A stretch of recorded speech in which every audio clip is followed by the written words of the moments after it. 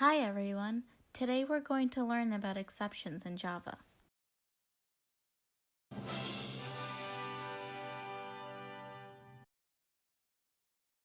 What is an exception? An exception is an event that occurs during the program execution. They disrupt the flow of the program execution and cause unwanted termination. On the right, you can see an example of an exception. When this code is run, an arithmetic exception message would show up. This is because we are dividing by 0 in the first print statement, and it is not possible to divide by 0. However, you would also see that b divided by a never prints. This is because once the exception appeared, the program was terminated and the statement was never reached.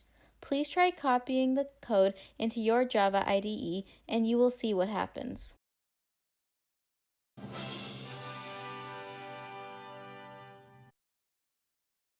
A checked exception is a type of exception that is checked at compile time.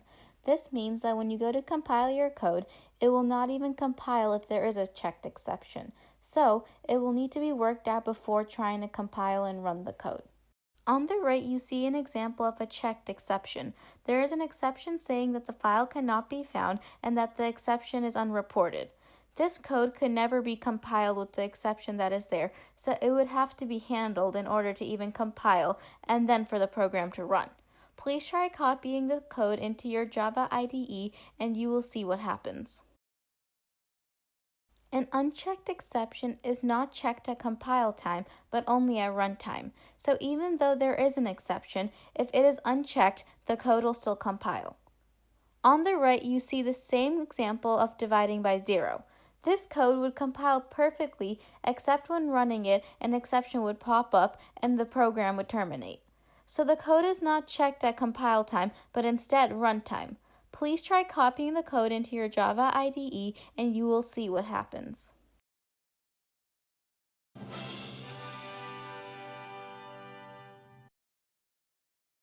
Handling an exception means that the coder responds to exceptions that may occur and catch it before it is thrown and able to terminate the program.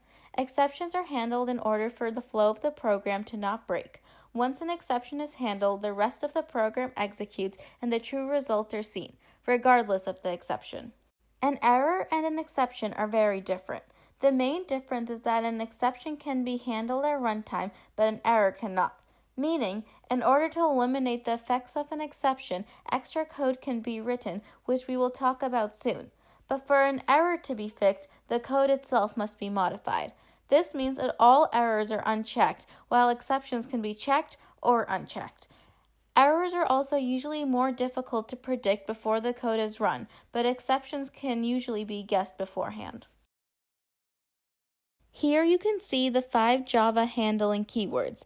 They are try, catch, finally, throw, and throws. The try block is placed around a block of code where a programmer would expect there to be an exception.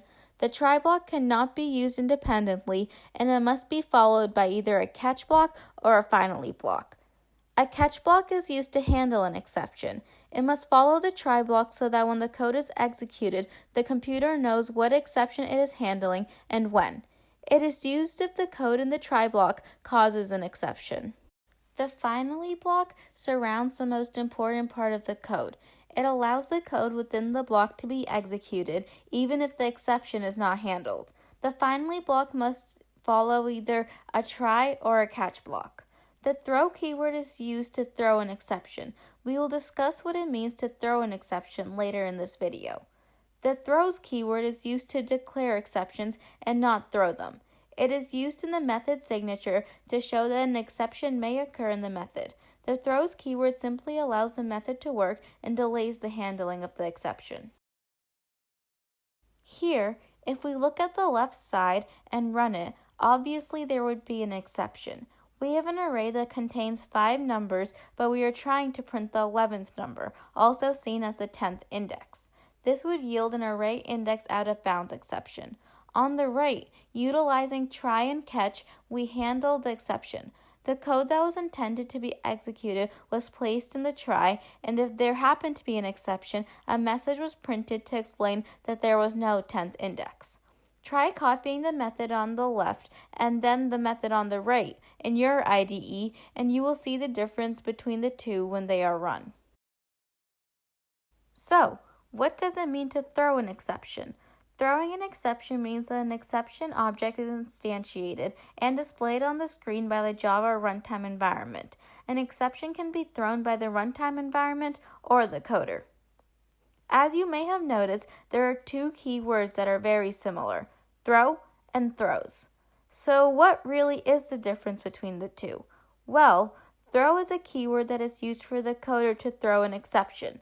The keyword throws, on the other hand, is used to declare exceptions in the method signature and is used to show that an exception may occur in the method. Here is one example of how throw is used and one of how throws is used. First, on the left-hand side, we see the use of the keyword throw by going back to the first example of dividing by 0. Here, if b is actually 0, a new exception is instantiated and thrown. Once the exception is thrown, the program will jump to the catch statement, which then handles the exception. If you copy this code into your IDE and run it, the result should be the denominator cannot be 0. Next, on the right-hand side, there is a very simple example of utilizing the keyword throws. Using the same example from the checked exception, we made the code compilable by using the keyword throws. Here we type throws and then type the expected exception. If you type this code into your IDE and compile it, you will see that the code will be ran with no exceptions and only an error statement, even though the file does not exist.